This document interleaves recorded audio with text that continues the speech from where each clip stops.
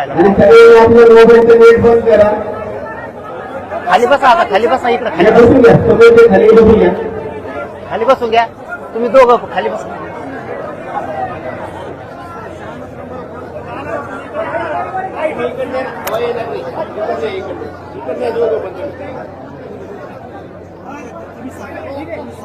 काय सांगू ठीक.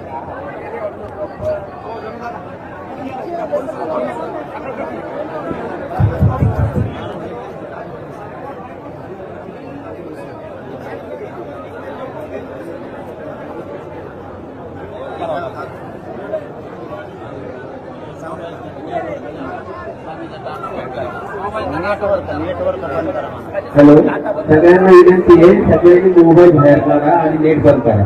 इथं नेट सोडून तुम्हाला काही फायदा होणार नाही, पण यांना स्टोरेज भेटत नाही. करा सगळेजण नेट बंद करा. आपले गावाकडे आपण एवढे सगळे आपले भरपूर बांधव गावाकडे, त्यांना बघायचे दादा काय ऐकतात, काय सांगतात. सगळ्यांनी खिशातले मोबाईल असे वर दाखवा, फ्लाईट मोड करा.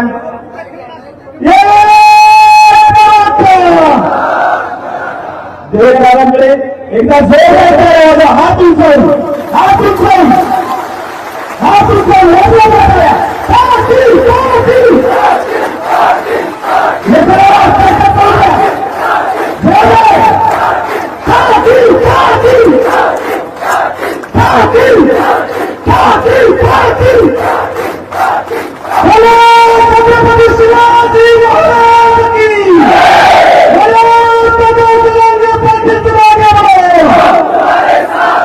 यानंतर आदरणीय दादा या पत्रकार परिषदेनं आपल्या सगळ्यांना संबोधित करतो.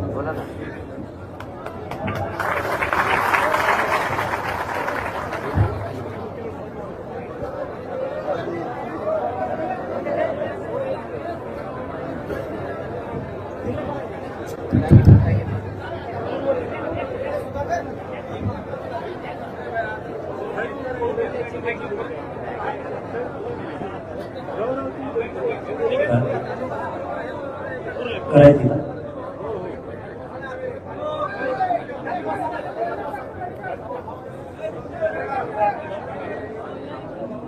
सगळ्यांना जय शिवराय.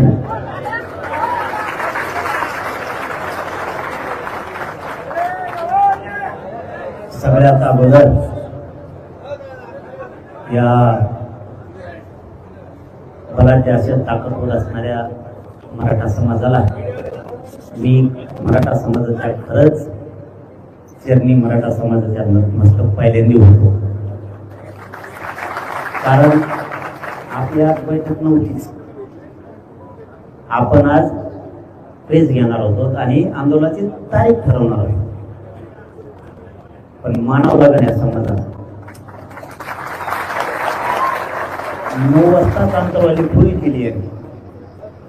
मला प्रेस घेऊ आणि आंदोलन सांगू आणि मग आपण त्या आंदोलनाच्या दिवशी मराठा समाज सगळा येईल.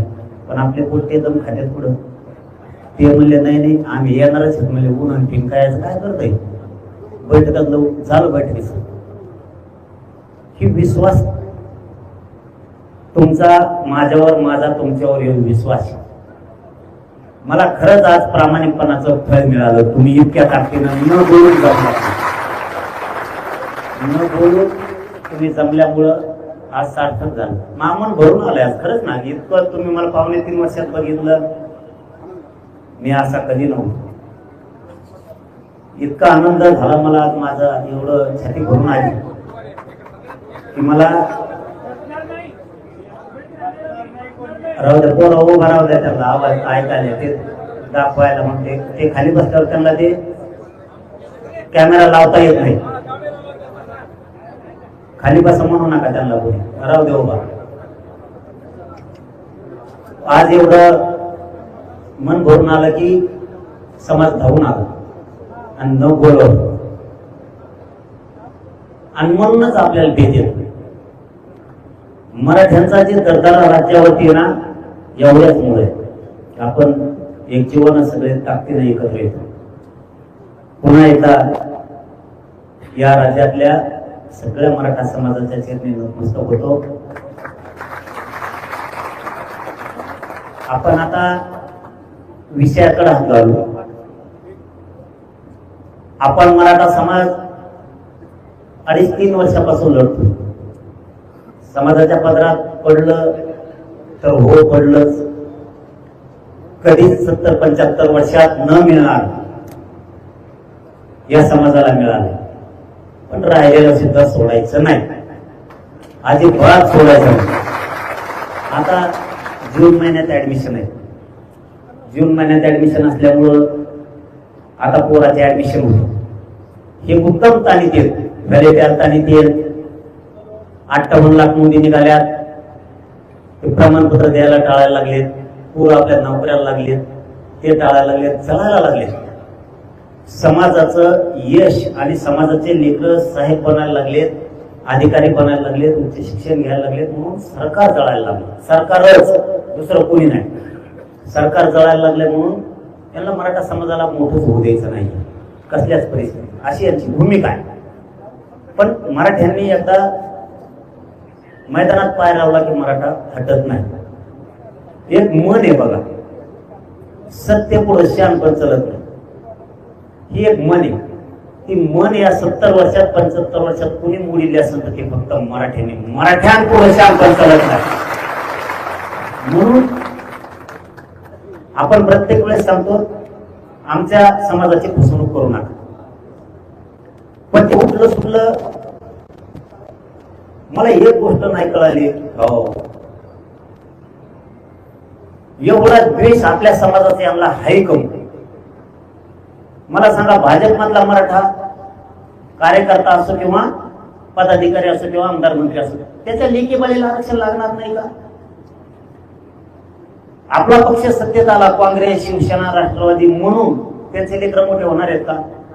पण मराठा समाज इतका हुशार झाला, तिथे एक लय समाजाला मानतो आपण. मराठीने 2 भाग केले, पक्षाच्या ठिकाणी. इथं लेकरा बाळाचा आयुष्याचा प्रश्न आहे म्हणते, म्हणून भाजप पासून सगळ्या पक्षातले मराठी, भाजप, शिवसेना, राष्ट्रवादी, काँग्रेस सगळे एक जीवानं या लढ्यात लेकरा बाळाच्या स्वतःच्या बाजूने. तुम्ही पक्षाच्या बाजूला राहताल, तुमचे लेकरच वाटलं होणार. तुम्ही नेत्याला मान देताल, नेता मोठा होणार आहे, तुमचं लेकर संपला म्हणून समजायचं. तुम्ही पक्ष वाढवता तर जात वाढणार नाही, तुमचं पोरग पोरगी वाढणार नाही. म्हणून आपला मराठा समाज बदलला ना, याच्यात आपल्यात लय मोठा आनंद आहे. मराठा समाज इतका बदलला की मराठा समाज पक्षाला विचारत नाही, त्या दिवशीच काम करतो, करायचं असलं तरी पक्षाचं तेवढे दिवसापूर्वी. दुसऱ्या दिवशी स्वतःच्या समाजाच्या लेकराच्या बाजूने सगळे टाकते नाही. 4-2 मंत्री बोलते, ती भाग वेगळा आहे, कारण त्यांना काहीतरी मिळवायचंय म्हणून ते बोलते. मी हे का सांगतोय तुम्हाला, आपल्याला समाजाच्या बाजूने हुशार होणं गरजेचं. समाज हे आपल्यासाठी देव असला पाहिजे. मी बघा, तुम्ही उगाच येत नाही, सगळ्याला आवाज येतोय ना, तुम्ही उगाच येत नाही तिकडं. मी तुमचा विश्वास कमी नाही, प्रामाणिक राहू. तुम्ही उगाच नाही येत, कोण कोणासाठी नाही येत भाऊ. इथं आपल्याला एक तर रुपये नाही आपल्याकडे, एकटी पंचायत घ्या, पैसे ओले बदगे आपल्याला येत नाही. आपण त्याच्यातून वाट काढून ह्या संकटाला सामोरं जातोय का? आपली पिढी गेली रे, जाऊ द्या, पुढच्या पिढी तरी सुखी समाधानी करू आपण. आणि तेवढा प्रामाणिक इमानदार मी तुमच्याशी वागलो म्हणून अंतराळीत उभा राहायला जागा नाही. मी वारंवार हे विषय का घेतोय, आज बैठक नव्हती म्हणून घेतो, नसतात दरवेळेस इतके लोक येतातच अंतराळीत. पण याच वेळेस का ती बैठकच नव्हती, आपली पत्रकार परिषद होती, तरी जर एवढे बांधव यायला लागले म्हणल्यावर अरे यांच्या चरणी झुकावंच लागणार आहे. आणि हे प्रामाणिकपणाचं मला फळ मिळालंय. माझं फक्त एवढंच म्हणणं मांडायचं तुमच्या पुढं, वारंवार लढावं लागतं हे कुणी विसरू नका. तुम्ही जर शेती घेतली, आपले भाऊ सगळे बाहेर उन्हात तळत येत, तरी उभा राहिले. उन्हात रुमाला घेऊन येतो डोक्यावर. या वेदनेची मी काळजी घेतो बरं का. तुम्ही उन्हात तळता, तुम्ही पावसात झोडपता, मुंबईत झोडपला, पण हटला नाही त्याला मराठी म्हणते. उलट त्यांचेच गाड्या घेऊन पळाला तुम्ही. काय मग बेकार पोट्टे द्या तुम्ही. काय मुंबईत पळत होते. मला पहिले ते कळलं ते पोलिसाचं बॅरिकेड त्याला चाका असते म्हणून ते पळत आहे. अरे बेजार झाले ना. मुंबईत जिवंत केली तुम्ही, जिवंत विचारानं जिवंत केली. आता मुंबईतले लोक काय म्हणतात माहितीये का, परत येणार आहेत का आपण लोक राय तिकडं ते म्हणतात एकदा या हो पुन्हा. अरे तू इथेच हे आम्हाला इतक्याला म्हणावं लागतंय ना. म्हणजे लोकांना लोक कदरत असते तर त्यांना आस लागली आस. तुम्ही मराठ्यांनी मुंबई जिवंत केली विचारानं पुन्हा. नसता त्यांचं 2-3च कामं होती, ड्युटी आणि घर. झोपलाच लगेच, उठ लागे निघालाच ड्युटीला. हे आपण नवीन एक वातावरण तयार केलं. आपण एक नवीन शांततेची दिशा दिली. आता पण शांततेतच होणार आहे, पण आंदोलन भाऊ असं होणार आहे आता, असं करायचं.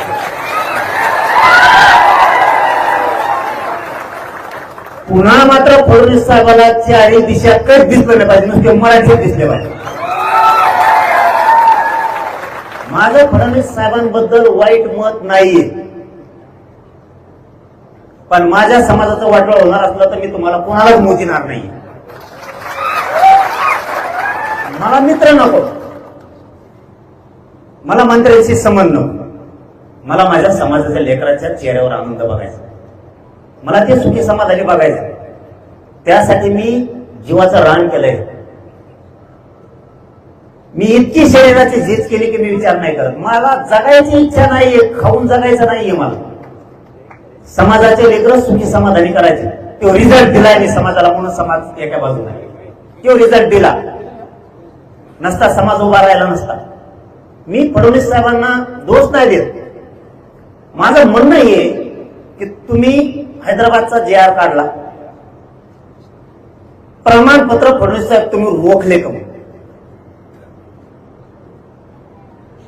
प्रमाणपत्र सणासण निघत होते, आताच बंद कस काय झाले? फडणवीस साहेब तुम्ही जरी मंत्री असलात तरी मराठ्यांनीच केलेले ती ध्यानात ठेवा. तुम्हाला वाटत नाही तुम्ही हुशार आहेत, पण गोरगरीब शेतकरी मराठा सुद्धा लय हुशार आहे. तुम्ही विसरू नका. तुम्ही आमचे प्रमाणपत्र तुम्ही रोखले, त्याचं कारण सांगतो मी. आज मी तुमच्या पुढे सगळं बोलणार आहे. तुम्हाला ऊन लागतंय, सगळ्या बाजूला उन्हात तळत येत पोरं, याची सुद्धा जाणीव आहे. पण आपण तळल्याशिवाय आपल्या लेकराला सुखाची सावली नाही येणार. आपण झिजून तेव्हा आपली पुढची पिढी मोठी होणार आहे. अधिकाऱ्यांना जर विचारलं ना कुणबी प्रमाणपत्र हैदराबादच्या गॅझेटनुसार द्या, ते म्हणते सरकारनं सांगितलंय आम्हाला देऊ नका. मग याला जबाबदार कोण? देवेंद्र फडणवीस साहेबच, दुसरा कोणी नाही. त्याचं कारण पण सांगतो लगेच. मी पहिल्यांदाच सांगितलं त्यांचा काय मी विरोधक नाही, पण जे सत्य ते मी सांगणार. त्याचं कारण असं आहे, एक 4-5 महिन्यापूर्वीचं भाषण बघा तुम्ही फडणवीस साहेबांचं. फडणवीस साहेबांनी 4-5 महिन्यापूर्वी अधिवेशनात भाषण केलं. मंत्र्याला किंमत नाही असं ते म्हणले. मुख्यमंत्री सर्वसार्व असतो. मग आमचे प्रमाणपत्र सुद्धा तुम्हीच रोखले. आता होत का नव्हते? भाग दुसरा, पहिला अगोदर क्लिअर करू की हैदराबादचं गॅझेटियरचा JR काढला, त्याची अंमलबजावणी पण सरकारनं केली. त्याचं कारण असं की सरकारनं एक जाहीर स्टेटमेंट केलंय, 308 कुणबी प्रमाणपत्र गॅझेटियर प्रमाणे निघाले. याचा अर्थ हैदराबादचा JR लागू झाला, अंमलबजावणी झाली, त्याचा अर्थ असा आहे. पण तिथून पुढचे प्रमाणपत्र का दिले नाही? तुम्ही जी स्थानिक चौकशीचा अहवाल तयार केला त्यानुसारच कुणबी प्रमाणपत्र आम्हाला पाहिजे, त्यानुसारच तुम्ही प्रमाणपत्र द्या. फडणवीस साहेब या गोरगरिबांच्या मनात जिंका कवा माझ्या तुम्हीच करा. काय करायचं आम्हाला राजकारणाचं सत्तेचं आणि फत्तेचं? मला नाही हवं त्याचे, माझ्या समाजाला पण नाही, पण आमच्या लेकरं नाही मरून देऊ शकत आम्ही. तुम्हीच नाही, तुमच्या 50 पिढ्या बी आल्या तरी मी मराठ्याला फडणवीसचा धक्का बी लागू देणार नाही. तुम्ही कितीही ताकद लावा, मराठ्यांचं वाटोळ नाही होऊ देत. दुसरं काय सांगितलं होतं त्यांनी मुंबईत आपल्याला? ह्यो झाला एक भाग. हैदराबादच्या JR प्रमाणे मराठवाड्यातले मराठे हे सगळे कुणबी. मराठवाड्यातल्या मराठ्यांना आता इथून पुढच्या काळात प्रमाणपत्र वाचून फडणवीस साहेबांनी रोखू नये. सगळ्यांना कुणबी प्रमाणपत्र देऊन सगळ्यांच्या व्हॅलिट्या द्यायच्या. आंदोलनाच्या तारखेच्या आत नसता आंदोलन भयानक होणार आहे. दुसरा भाग, 58 लाख कुणबी नोंदी सापडल्या, त्याचे सगळे प्रमाणपत्र द्या. ग्रामपंचायतला महाराष्ट्रातल्या जे 58 लाख नोंदी सापडल्या त्या ग्रामपंचायतला लावा. मुख्यमंत्री एकनाथ शिंदे साहेबांनी त्यावेळेस अभियान घेतले होते. जे सत्य ते करायला दिलखुलास केलं पाहिजे या मताच्या आम्ही. एकनाथ शिंदे साहेबांनी अभियान घेऊ प्रमाणपत्र दिले, कारण नोंदी सापडल्या काय घ्यायचं काय का? तसंच फडणवीस साहेबांनी करावं ही आमची इच्छा आहे. मी आजच वर बोलतोय, आंदोलनाच्या तारखेच्या आत जर तुम्ही केलं नाही तर तुम्ही सगळे पट्ट्यावर घेतले म्हणून समजा. फडणवीस साहेब असंही तुम्हाला सुट्टी नाही पडत. तुमचं शहाणपण मी मराठीच्या पुढे चालू देत नाही, त्याची काळजी नका करू. फक्त आज गोडीनं सांगायला,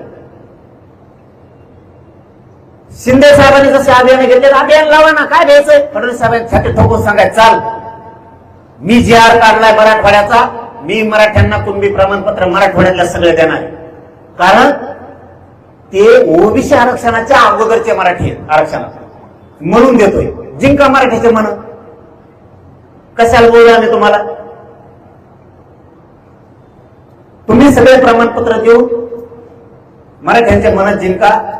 आम्ही जी तारीख डिक्लेअर करणार आहे त्याच्या आत.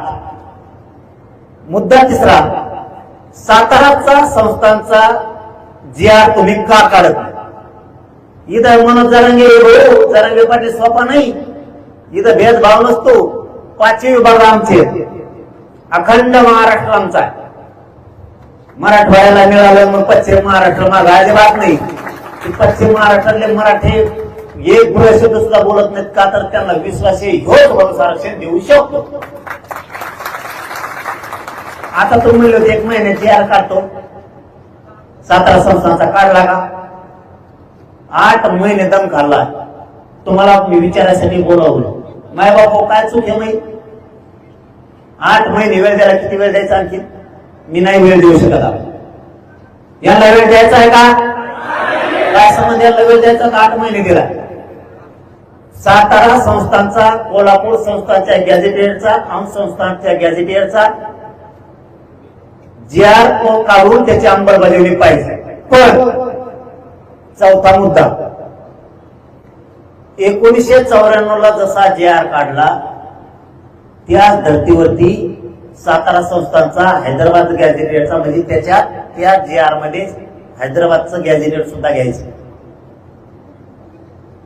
या तिन्ही गॅझेटियर मध्ये सातारा संस्थान, कोल्हापूर संस्थान, औंध संस्थान आणि पुणे संस्थान या संस्थांचा जो JR निघणार आहे तो 1994 ला जसा JR काढला ओबीसीला आरक्षण देताना त्याच धर्तीवर पाहिजे. कारण त्यांना कसं काय JR काढला की 94 ला एका दिवसात आरक्षण मिळालं, आम्हाला कसं काय मिळालं? 8 महिने झाले तरी. म्हणजे पुन्हा खोटी मला पाहिजे नाही. मग मी खोटा ठेवलो. तुम्ही खोटे ठेवले की मी खोटा ठेवला. मी बोलतो तसंच करतो. मी माझ्या जीवनात माझ्या समाजाचा विश्वास संपादन याच्यावर केलाय.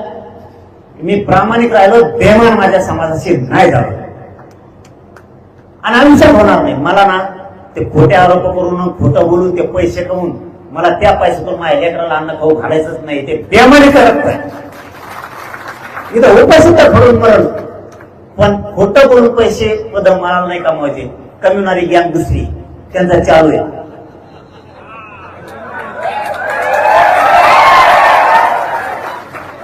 मी शांताराम म्हणतो यांच्यात लय खतखली. मी शांताराम म्हणतो एका दिवसात भोगा करते. एका दिवसात हे मराठीच्या पोरं एवढं बेकार खनखन मायापासून डोकं खराब करून टाकलं यांनी. मग आमका जेव्हा बोलला तमका तेव्हा बोलला, बोलून दे म्हणलं. त्याला नुसतं बोलायचंय. मला समस्या सोडायचं 6 करोड लोकांची. मला रोज काम आहे. नुसतं बोलायचं काम. हे म्हणतात मी बघतोच. म्हणलं नको बघू, तो पाय पडतो गप बस. हे जी आग आहे ना, ती लय मोठा जाळ आहे मराठ्याला खेटल्यावर. हे एका दिवसात मुक्ता करतील. मी लोक येतोय त्यांना वाटलं भेटतच करून बोलत नाही. आणि तुला मोज येत नाही तरी आम्ही म्हणून बोलत नाही. छक्केन पंजेन कसले दिसते वेगळेच. वेगळेच दिसते छक्केन पंजेन कसले बघ दिसते. आता बाय मी काय करू काय करा नाही तो आमचं वाकडे.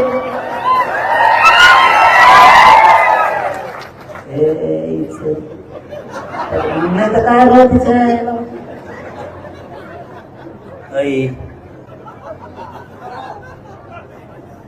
अरे मग काय अरे मी शेतकऱ्याचं पोरग. मग राग येतो राव तुम्ही खोटं बोलता. अरे जीवनात रक्त कसं असावं. जातवा नाही बापाचा मराठ्याचा रक्त अंगात असतो. तसे नालायक रक्त खोटं बोलून आरोप करायचे. पैसे कमवायचे त्याचा गो खायचा आणि लेकराला खाऊ घालायचा. काय तुम्ही अर्थ तुमच्या मरा त्याच्यापेक्षा मरा. काय जागातच असतात तुम्हाला कळतो मी दादा आहे मी जेव्हा बोलतो तेव्हा बोलतो. अरे तुला पण माहिती मी काय चीजी. मी बी लय मोठ्या तालमीतला पठ्ठ्या आहे. ते तुला पण माहिती. फक्त ह्या पठ्ठ्याच्या खांद्यावर मराठ्यांनी माझ्या गरिबांनी जबाबदारी टाकली म्हणून ऐकून घेतो. कारण मी जर एक वाकडं पाऊल टाकलं तर माझ्या समाजाच्या लेकरा बाळाचं आयुष्य दुरुस्त होईल. या समाजाला प्रश्न सोडायला वेदना सोडायला माणूस नाहीये. माझ्या खांद्यावर जबाबदारी टाकली म्हणून मी गप आहे. मला ते लेकर दिसतात काही करताय. नको तू गप बस. माझ्या मनालाच बोलतो मी. तुपली गप माय झालं गप बस गप बस गप बस गप बस. काय करतो म्हणाला तू करशील तर आईला उगाच हे समाजाच्या लेकराला कल्याण होतंय तुझ्यामुळं. मला रोज काम आहे. इकडे केस झाली हॅलो केस झाली. मी लगेच म्हणतो हा लगेच थांब ना पुढं. ती एकदम खात नाही. आपला फोन लावा मग पाठवून. अरे लावूच तर सुद्धा दम खात नाही. मी लगेच फोन लावता त्याच्यावर कोण खोटी केस केली. त्याला मान कम फोडीला. त्या पोराला कम नाही घेतलं. आता टंकली खणवल्या ते लगुले खगोले बोलते ते सरकार सगळं बैठक लावली. त्यांना ते मृत घोषित केलं. म्हणलं करू नका.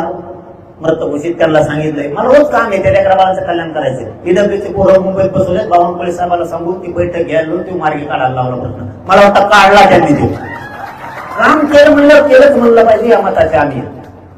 उदय सामंत साहेबांना सांगितलं तुम्ही ती जी काढा. मला बलिदान गेलेलं कुटुंब एमआयडीसीत लावायची. तिकडे एसटीत लावली. ती एसटी गरम ढुंगा खाली गरम हवा येते खाली.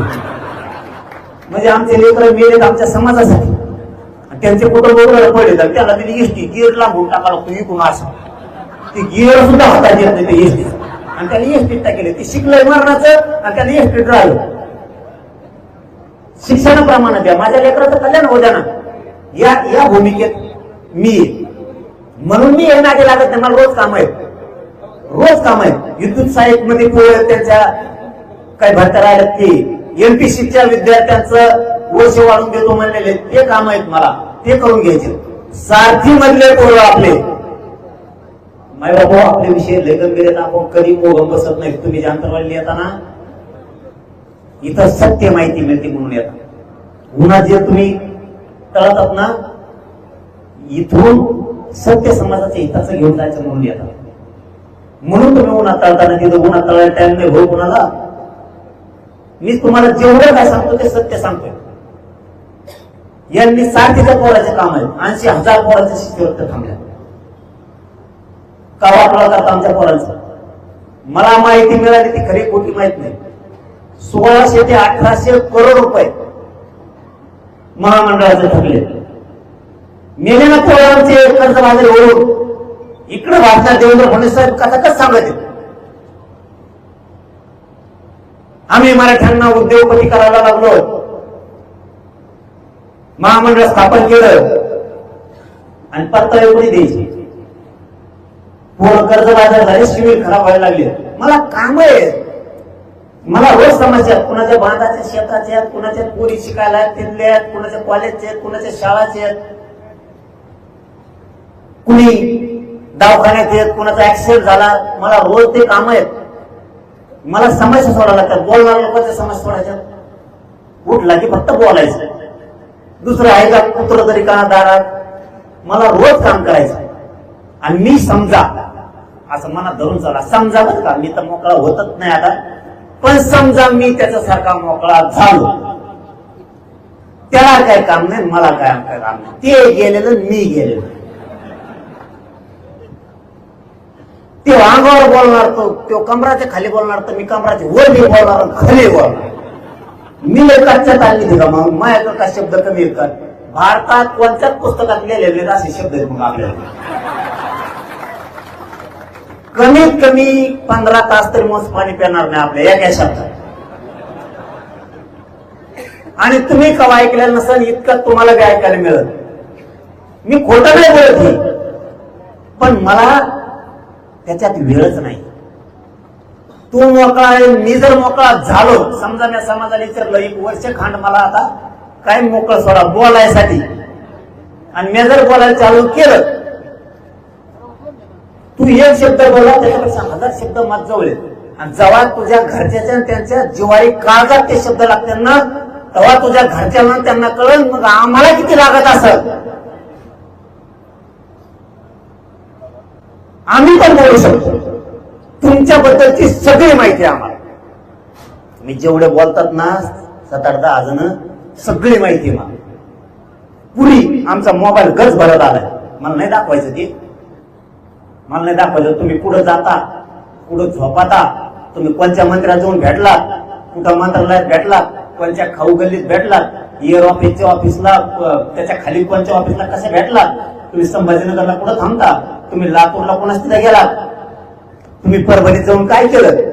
आता एका मंत्र्यांनी ध्यानात आलं म्हणून सांगतो, आता मीडियावाल्यासाठी महत्वाचं आहे, मला बोलायचं नव्हतं पण बोलतो, जाऊ द्या. एका मंत्र्यांनी जाऊन माहेर विरोधात एका माणसाला 2-2 कोटी रुपये द्यायचे ठरवलं. संघटनेला, एका संघटनेला 2 कोटी जरांगे पाटलाच्या विरोधात बोलायचं. 15-16 कोटी आकडा गेला त्यांचा. फुकट पैसे मिळणार त्याच्या यायला 2 कोटी दुसऱ्या जरांगे पाटलाच्या विरोधात बोलायचं ना, ही लय गंभीर बाब आहे. आणि मला माहिती कळेल, मला माहिती कळाली. मी म्हणलं त्याला मला नीट खाय म्हणलं बरं का, मी खोटं नाही बोलत, आज सांगून टाकतो तुम्हाला. म्हणलं नीट खाय, तो आहे मतदारसंघाचं तुला घेतात नाही सर, कशाला गणितला बघून घेतो. ज्याला 2 कोटी देणार होते तेच माझ्याकडे आहे, शपथ खोटं बोलत नाही. ज्याला 2 कोटी देणार होते, 17 नंबरचा म्हणजे 16 झालत्या संघटना झालत्या म्हणतो मी, पण जातवान इमानदार त्याच्यात 1 जण निघाला. त्याला नाव विचारलं नाही मी, नाही तर नाव सांगितलं असतं. दुसऱ्या वेळेस विचारेल तुझं नाव सांगू का, त्याला इमानदार म्हणलं नाव सांगणाराला. हो, टाळ्या वाजल्या नाही, त्यासाठी काही पण केला पाहिजे. जातवान असं रक्त म्हणायचं ते की माझ्याकडे आला डायरेक्ट, किंवा मला म्हणतात आत्ता 2 कोटी घे, लगेच मंत्र्याचा फोन लावतो, तो आहे घरी पोहोचणे तर तू घ्यायली. ते रात्रभर झोपला नाही, तो संघटनेचा अध्यक्ष झोपला नाही. सूर्य उगता चालतं पाहिजे, रातभर झोप नाही आली. असं षडयंत्र सुरू आहे. मला म्हणले होते, पण माझ्या दाजी असे कधीच वागले नाहीत माझ्या, मला नाही वागायचं. लाट मारतो म्हणजे मी असल्या पैशाला, पण मला जातीच करायचं, तुमच्या सोबतच राहायचं. आणि ती त्यांच्या चर्चा झाली. फोटो ते आले, आमच्यावर फोटो आहे ना, कोण कोण आहेत ते ठरवणारे फोटो बी आलेत, मंत्र्यासंघ आलेत, आमच्याकडे सगळे आलेत. बोलणाऱ्याचा विषय सांगतो, कशाच्या जीवावर बोलते, कशाच्या जीवावर बोलते, पण मी ते नाही दाखवलं.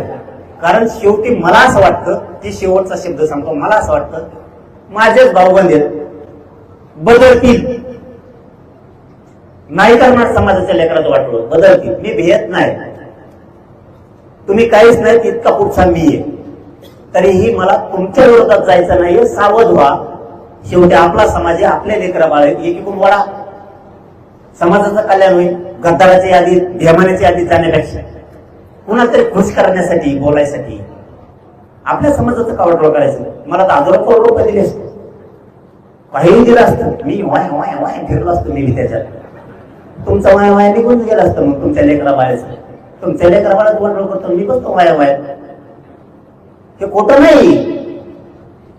कसल्या आग्र्याचे नंबर लागत आहेत? मराठ्याच्या विरोधात बोललं की खासदार, मंत्री, आमदार व्हायला. मग तुम्ही किती काम करतो राहतो? कधीच या काळजाला, या रक्ताला बेमानी शिवू शकत फक्त तुमच्यासाठी. आणि ह्या विषय अर्पण केले तुमच्या पायावरती. कधी मरण येऊ दे, पण समाजासाठीच येईल. आणि तुमच्या लेकराच्या चेहऱ्यावर आनंदच दिसतो. किती टोळ्या येऊ द्या, किती टोळ्या, ती टोळी बंद पडली लगेच. त्या संघटनेचा ना प्रेस घ्यायचं ठरलं होतं.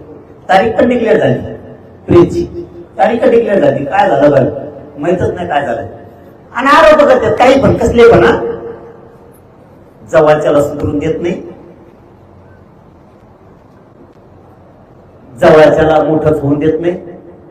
आणि समाज जवळचा नाही, तू मोठा झाला की मग चांगला. मग चांगला जारंगे पाटील चांगला का वर ते म्हणून तसं मी ऐकलं. जारंगे पाटील चांगला आहे म्हणजे पद्धती राव. आणि जारंगे पाटलांना नाही ऐकलं चांगला नाही देऊ का?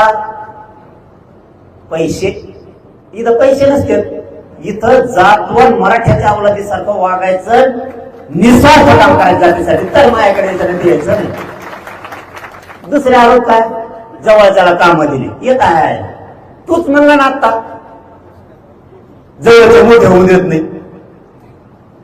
कळतंय मराठा समाजाला? आधीचा प्रश्न काय आहे? जवळच्याला मोठंच होऊन देत नाही. इथं मोठा होऊच शकत नाही. बरं, त्यांचाच आरोप काय दुसरा? जवळच्याला काम दिली. येत आहे. तूच म्हणला ना जवळच्याला मोठं होऊन देत नाही. तूच म्हणतो जवळच्याला काम दिली. तू आता मेंदू दुसरा कवर गो खायचा बरं दुसऱ्याचा?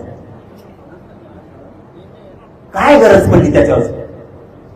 कष्ट करू, शेतात राहू, लेकरा बाळ मोठी करू, त्यांचे पैसे घ्यायचे, त्याचं ऐकायचं, मग बोलायचं. आणि त्या कुत्र्याला मी मुजीत केस गेलेल्या खरजुल्या कुत्र्याला त्याचा सांभाळायचं केलं ना, आणखीन करणारे ठेवणारच नाही. आज तर जेला झाकले जातात, राहिलेले पण घालणारे सोडत नाही. मी त्याला किती राहू टाक म्हणतो. त्यांनी मेहनती लागू नये, त्यांनी मेहनती लागायचं बंद केलं पाहिजे. लय देवारा करेन मी त्यांचा. समाजाने ह्या गोष्टी समजून घ्या. खोटं पेरतेत, खोट्यावर विश्वास ठेवायचा नाही. कारण मी कधीच खोटं तुमच्याशी करणार नाही, वागणार नाही. मला खोटं बोलायची वेळ तुमच्याबद्दल कधीच येणार नाही. मी काम सोडून देईन, पण समाजाशी खोटं नाही बोलणार. नाही करणारे, समाजासाठी न करणारे त्यांचं खरं, आणि आपण करतो ते खोटं. आणि खोटं असल्यावर काय हे, काय जमलं हे आग्या मोहळ येत असतं का? कोणी येत नसतं. गद्दारण बेमानी केल्यावर कोणी येत नसतं. इथं मराठी त्यात आपण लावण्याच येतो. आपण सगळं पाडलोच, आपण फुगी येत. मग काय गुतलं नाही मग कोणासाठी? यांनी मानावर मान टाकली ना, तर तुम्ही माझ्या खांद्यावर विश्वास टाकला ना, तुम्हाला मरेपर्यंत तुमचे मान खाली होऊ देणार नाही मी कधीच. यांना करू द्या काय करायचं. विषय तो सोडून द्या, शांततेत राहायचं. कुणी काय करायचं नाही, कुणाला काय बोंबलायचं तर बोंबलं. 2.5 वर्ष मागे जाऊन बघा, बोंबलणारे पुढे. म्हणून म्हणतो तुम्ही शांत राहा. मी काचाट्यात आला काय पिलेलाच सोडतच नाही. घेऊन द्या आनंद सध्या, पैसे जोरावर त्याच्यावर थोडा आनंद घेते, घेऊन द्या, बोलू द्या. फक्त काचाट्यात द्याव द्या. टिळाच एकदा टिळा. पुन्हा त्याला जर म्हणले जरा पाटलाच्या विरोधात बोलते होतं, नको ते नको, काही मत नाही मला. ते बरोबर करतो, सगळं होतं. फक्त तुम्ही उद्देश डोळ्यासमोर एका ठेवा, लेकरं बाळ मोठेच करायचे. मराठे मोठे होऊ द्यायचं नाही. विडा सरकारनं उचलला का उचललाय आता ते सांगतो. सगळे शांत राहा. सरकारने विडा का उचलला? सरकारने आता 2 दिवसापूर्वी जिरा काढला. सन्माननीय महोदय नामदार फडणवीस सर यांनी हिरा महाराष्ट्राला लागलेला हिरा एक जी आर काढला. ओपन मध्ये आता ओबीसीला येता येणार नाही. मी वाचला नाही, आणखी वाचतो, त्यात काय तुटत मला माहित नाही, पण वरच सांगतो. ओपन मध्ये ओबीसीला आता जागा घेता येणार नाही. बघा बरं का, जरा टाळ्या तुम्हालाच बरोबर मराठ्याला मी तुम्ही टाळ्या तुमच्यामुळे समाजाचं वाटलं झालं. तुम्ही ह्या पक्षाचे झेंडे उठलीत बसला, त्यांनी वाटलं केलं. त्यांनी एक जी आर काढलाय. आता ओबीसी प्रवर्गातल्या लोकांना पहिल्यांदी ओबीसीच्या जागा घेऊन ओपन मधल्या घेता येत होत्या, आता घेता येणार नाही. का? मराठी आरक्षणात आहे. पाहिलं का द्वेष? ही तुम्हाला झोपला होता का रे? मराठ्याला आरक्षण नव्हतं तेव्हा जर हे जी आर काढला असतं तर आमच्या जागा या ओबीसीने खाल्ल्याच नसत्या. ओपनच्या जागा 50% ह्या ओबीसीने खाल्ल्याच नसत्या.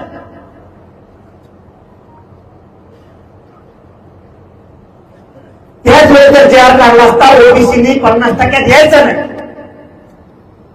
आम्ही कशाला मोर्चे काढले असते रे? पुऱ्या जागा हलवून घेतल्या आणि आता जे आर काढते ओबीसीने ओपन मध्ये यायचं. आमच्या पुऱ्या जागा हलत केल्या. 50%तल्या 30% जागा ओबीसीने खाल्ल्या. मी आता अभ्यासकांना बोलवणार आहे आणि आजच प्रेसच्या माध्यमातून सांगतो, पुढची अपेक्षा